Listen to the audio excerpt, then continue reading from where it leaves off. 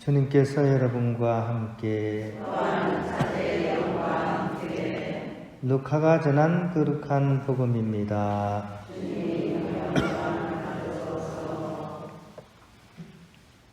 그때 예수님께서는 예루살렘으로 여행을 하시는 동안 여러 고을과 마을을 지나며 가르치셨다. 그런데 어떤 사람이 예수님께 주님, 구원받을 사람은 적습니까? 하고 물었다. 예수님께서 그들에게 이르셨다. 너희는 좁은 문으로 들어가도록 힘써라. 내가 너희에게 말한다. 많은 사람이 그곳으로 들어가려고 하겠지만 들어가지 못할 것이다.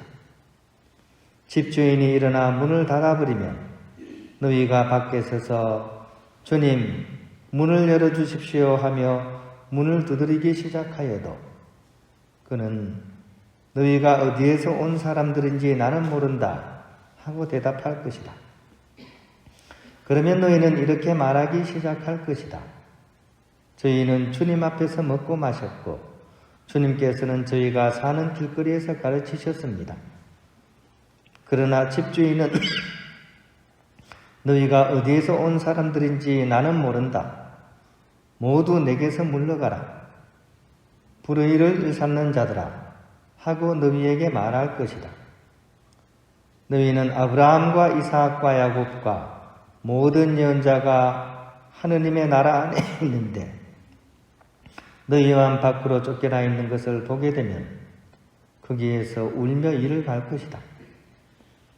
그러나 동쪽과 서쪽, 북쪽과 남쪽에서 사람들이 와 하느님 나라의 잔치상에 자리 잡을 것이다. 보라, 지금은 꼴찌지만 첫째가 되는 이들이 있고 지금은 첫째지만 꼴찌가 되는 이들이 있을 것이다. 주님의 말씀입니다. 하나를 빕니다. 오늘 복음에서는 우리가 별로 이렇게 탐탁치 않은 그런 말씀을 하고 계십니다. 이 좁은 문으로 들어가라, 그죠? 이런 얘기를 들으면 어떻게 생각됩니까? 좀 스트레스 받지 않습니까?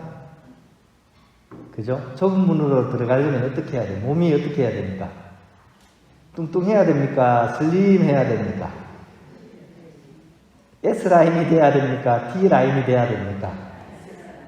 그죠? 좁은 문에 들어가면 S라인 들어가야 되는데 안 그래도 스트레스 받는데 무슨 뚱뚱한 사람은 어떡하라고. 오늘 들어갈 수 있는 분 못 들어가면 한번 초려볼까요? 한번 쓱 굽어보면 뚱뚱하신 분들은 좀 어렵지 않을까. 대체적으로 좀 어려울 것 같은 생각이 드네요. 그죠? 저도 딱 걸립니다. 저도 배가 딱 걸려요, 지금. 보면 잘 안 보이시지만 제가 임신 한 4, 5개월 정도 됩니다, 제가. 배가 나온 게. 저도 좀 힘들 것 같아요. 예수님께서는 왜 이렇게 아침부터 별로 이렇게, 좀 이렇게, 쌈박한 말씀은 안 하시고, 이렇게 좀 기분이 좀 꿀꿀한 이런 말씀을 하시는지, 좀 더 천천히 한번 살펴보면 좋겠습니다. 먼저 오늘 율법학자가 나와가지고 질문을 하는 거죠. 근데 이 질문은 사실은 답을 내포한 질문이에요. 미리 답 다 내놓고 떠보는 겁니다. 구원받을 사람은 적겠지요. 이렇게 묻습니다. 구원받을 사람은 적겠지요.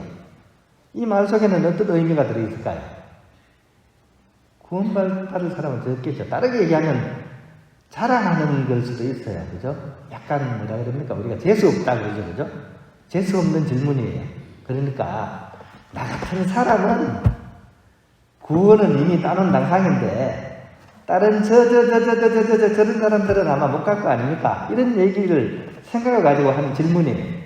그러니까 율법을 잘 지키는 사람, 또 순전을 유지한 사람, 그 다음에 이스라엘 사람만 구원받지 않겠냐? 뻔할 뻔지 아니냐? 이런 의미를 가지고서 사실은 질문을 하는 거예요. 이것에 대해서 예수님께서 이제 뭐라 그럴까요? 반박하시는 것이 참 이 사람들의 기대를 여지없이 무너뜨립니다. 좁은 문으로 들어가라. 좁은 문으로 들어. 이게 완전히 기대와는 정반대되는 대답을 주시는 거죠. 다르게 얘기하는 거죠. 너희들이 그 질문 속에 담고 있는 그 구원의 조건, 그것이 진정한 구원의 조건이 아니라는 얘기입니다. 율법을 잘 지키고 순례를 유지하고 이스라엘 사람만이 구원의 대상자가 아니다. 이거를 이제 얘기하시면서 오히려 첫째가 꼴찌되고 꼴찌가 첫째 되게 될 것이다. 이렇게 얘기를 합니다.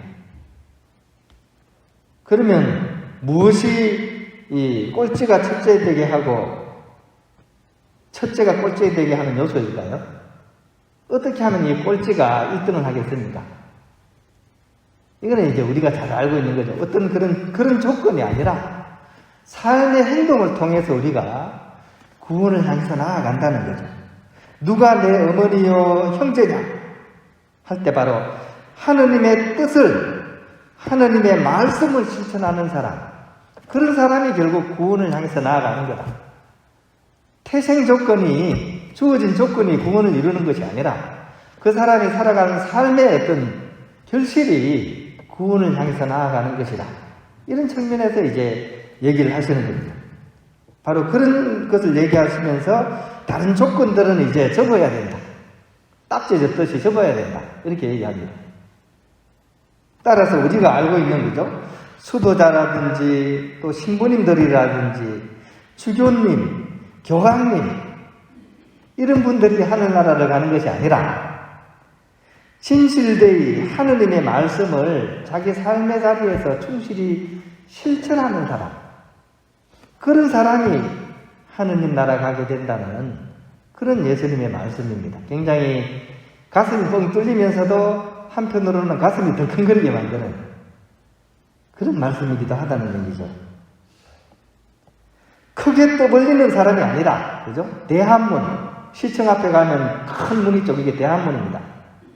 크게 떠벌리는 그런 대한문의 사람이 아니라 그 말씀을 남들이 보지 않는 곳에서 이렇게 양심에 따라서 실행하는 좁은 문, 여기를 선택하는 사람이 하느님 나라의 여정으로 가게 된다는 말씀입니다.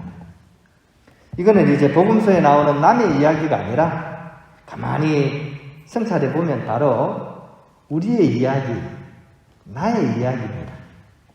여러분은 하루를 살아가면서 어떤 문을 선택하십니까? 큰 문을 선택합니까? 작은 문을 선택합니까? 여러분의 삶을 한번 성찰해 보십시오. 나는 과연 어떤 문으로 자주 들락날락거리나?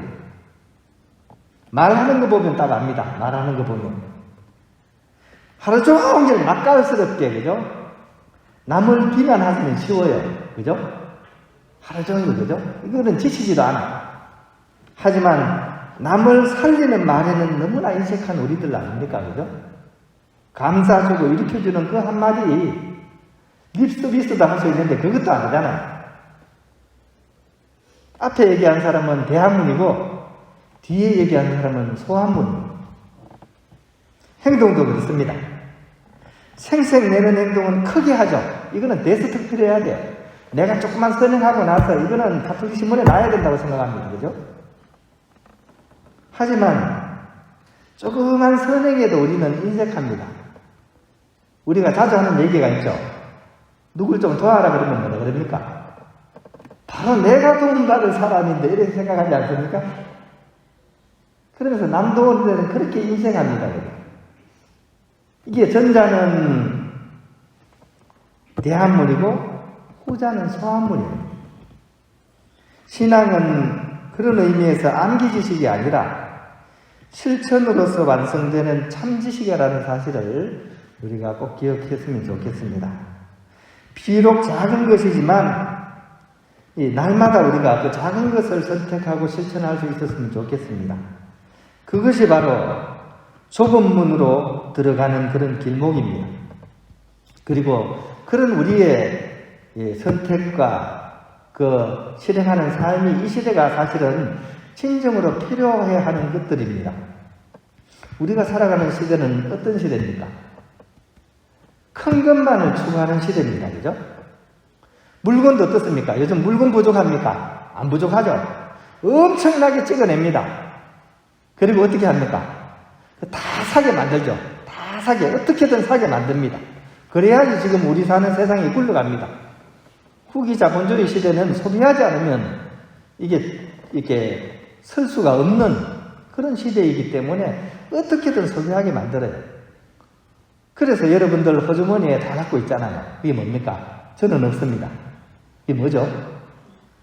신용카드입니다. 신용카드. 내가 얼마 쓰는지도 몰라요. 근데 있으면 일단은 어떻게 꺾어 보는 거죠. 이게 이 자본주의 사회를 굴러가게 하는 그런 방법입니다. 그래서 주말에 그죠? 자기도 모르게 막 카드 막 꺾게 만들고 평일에는 어떻게 뼈 빠지게 일해서 그걸 갖게 만듭니다. 그래서 우리 다 빚지고 살잖아요. 그죠? 다 빚지고 삽니다. 우리 살아가는 세상이 바로 그런 세상입니다. 이 상태로 계속 할 수 있을까요? 엎어지겠죠. 그죠? 엎어집니다. 그러면 이 엎어지는 걸 막을 수 있는 사람들은 누굽니까? 이 엎어지는 걸 막을 수 있는 사람들. 그러니까 큰 것이 아니라 자본주의 사회가 막 권장하는 소비가 아니라 오히려 작은 것을 선택하고 내가 가진 작은 것에 만족하고 그죠?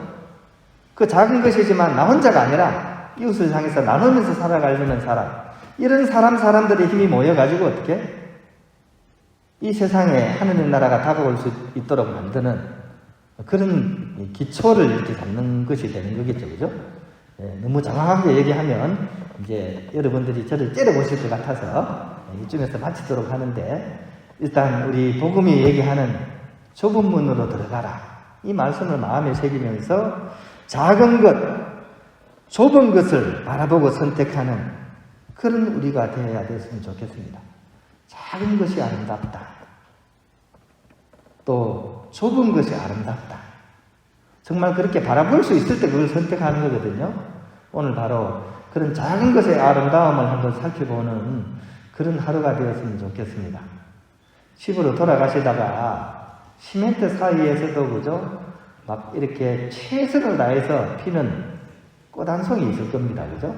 그것이 얼마나 아름다운지를 여러분들이 가는 길에 한번 살펴보시고, 물론 차 지나가는 건 잘 봐야 돼요. 그죠? 그 작은 것의 아름다움을 한번 발견하는 그런 하루가 되었으면 좋겠습니다.